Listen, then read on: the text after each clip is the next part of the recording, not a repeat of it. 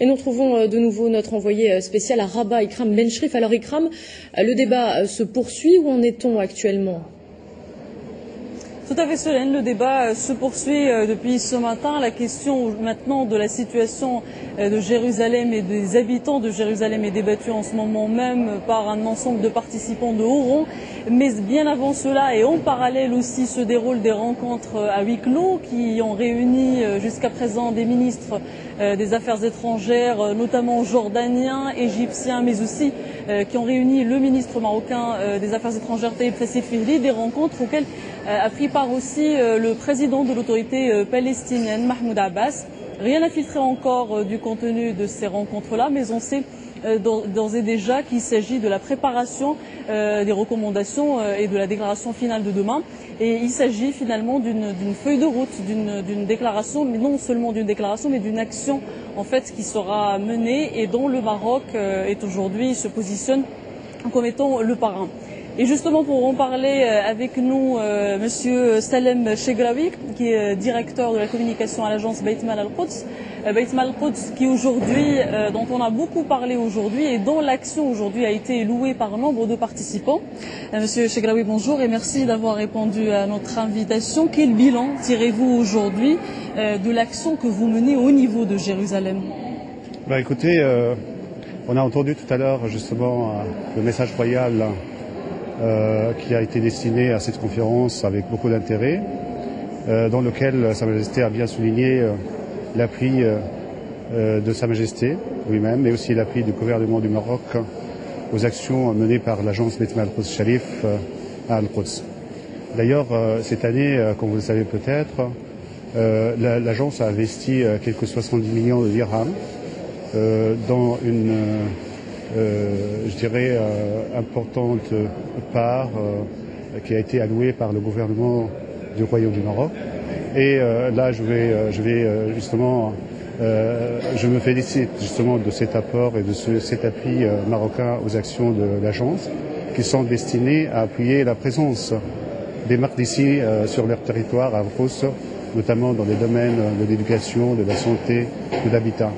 Alors justement, cette rencontre qui se tient à l'initiative de la Fondation Yasser Arafat en collaboration avec l'agence Beit Mal Al-Quds, sous le haut patronage de Sa Majesté le Roi, veut justement mettre en avant la problématique d'Al-Quds, de Jérusalem, à la lumière de ce qui se passe actuellement dans cette ville occupée, mais aussi de solliciter l'appui permanent aux actions qui permettront justement d'appuyer cette présence qui se veut pérenne et donc qui témoigne d'une présence historique dans cette ville. Alors, Monsieur Chegraoui, l'ensemble de vos actions que vous menez à Jérusalem ont été saluées aujourd'hui par nombre de participants. Alors peut-être le président d'autorité palestinienne, Mahmoud Abbas, une action socio-culturelle et économique, mais est-ce qu'elle n'est pas tributaire d'une action politique aussi ? Écoutez, nous, on travaille sous les hautes orientations de Sa Majesté le Roi qui veut que nos actions se dirigent vers des secteurs sociaux vitaux et donc qui auront un impact direct mais aussi concret.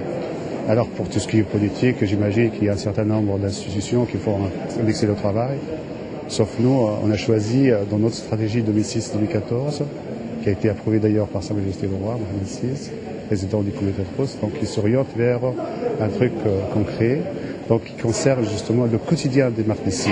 Les Maqdissi ont besoin d'un stylo, mais aussi d'une école, je dirais, dans laquelle il y a un certain nombre de conditions.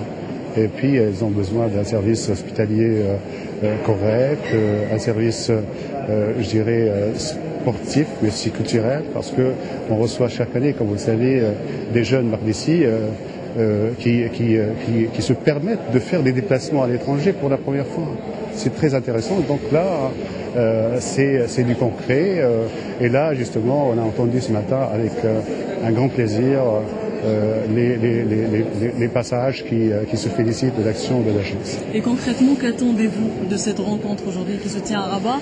Un soutien moral, un soutien financier pour les projets de l'agence Beit Mal Al-Quds ? La présence témoigne justement de l'intérêt qu'accorde tout le monde pratiquement à la cause d'Al-Quds. Et là, c'est déjà un pas qui a été traversé.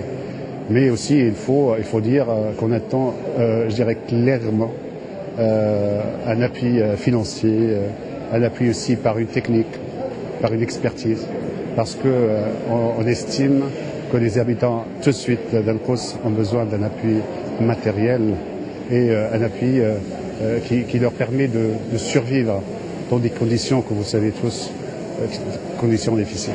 Merci beaucoup, Monsieur Chegraoui, d'avoir répondu à nos questions. Et donc voilà, le débat se poursuit cet après-midi encore et demain. Et vous l'avez bien remarqué, deux tendances se dégagent déjà. Une tendance vers une action socio-économique et culturelle destinée aux habitants de la ville de Jérusalem, notamment les habitants musulmans dans la partie orientale de la ville.